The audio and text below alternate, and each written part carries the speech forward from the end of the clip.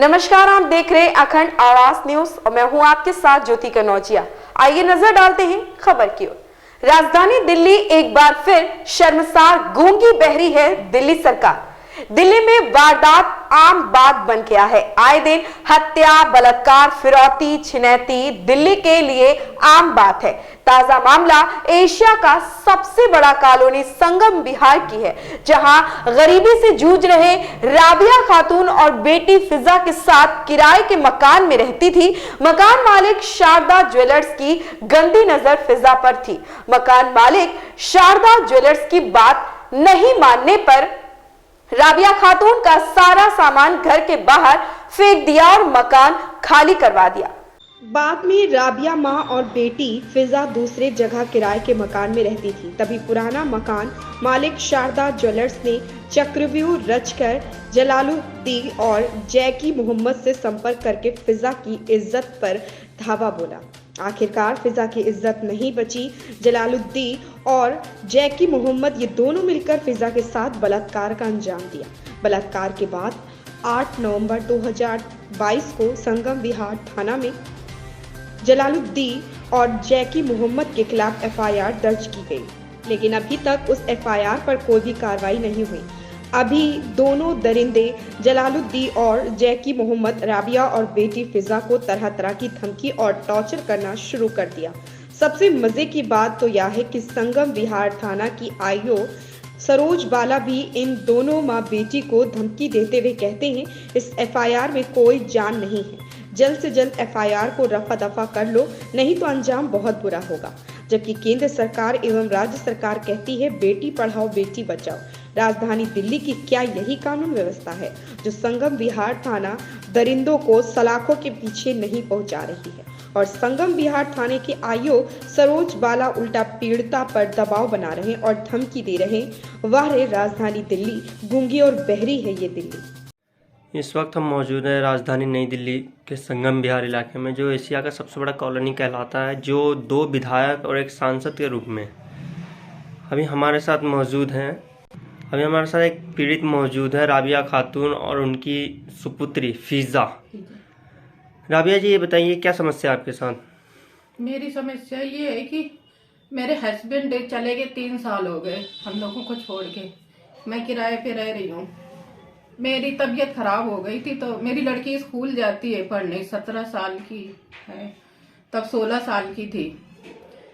और मेरी तबीयत खराब हो गई थी, तो मकान में किराए से, मकान मालिक का नाम है शारदा ज्वेलर, उसमें आई थी। तो मेरी लड़की को जो है तो पढ़ने जा रही थी तब, तो मैं काम ना कर पा रही थी, तो शारदा ज्वेलर में किराया मांगा।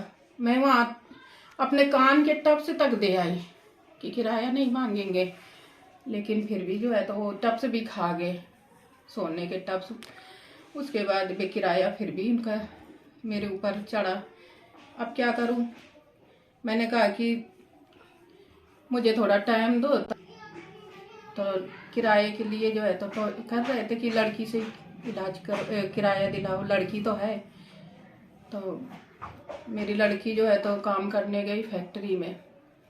एक सबसे पहले उनका क्या नाम है, जानते हैं उनका, जैकी मोहम्मद नाम है शायद। उनके फैक्ट्री में काम करने गई, तो सबसे पहले वहाँ 15 कितने दिन काम किया था वहाँ पे।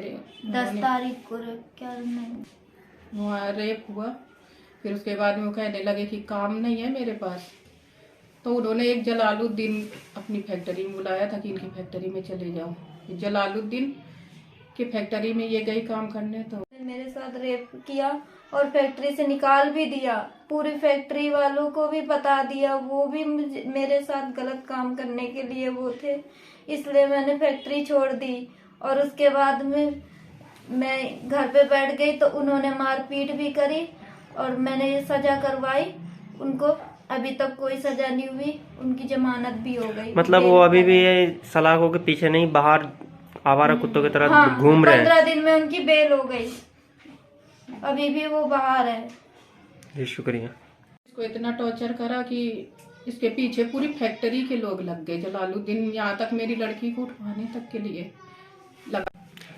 फिजा जी, ये बताइए, जो आपके साथ घटना हुई है, आप सरकार से क्या मांग चाहते हैं और क्या कहना चाहते हैं सरकार को?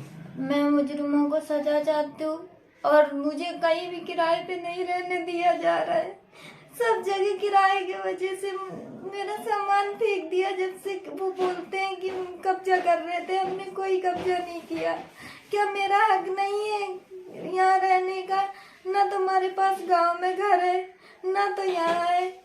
तो हमें एक चीज चाहिए, एक तो मुजरिमों को सजा और दूसरा हमारे रहने के लिए व्यवस्था और खान पीन की व्यवस्था।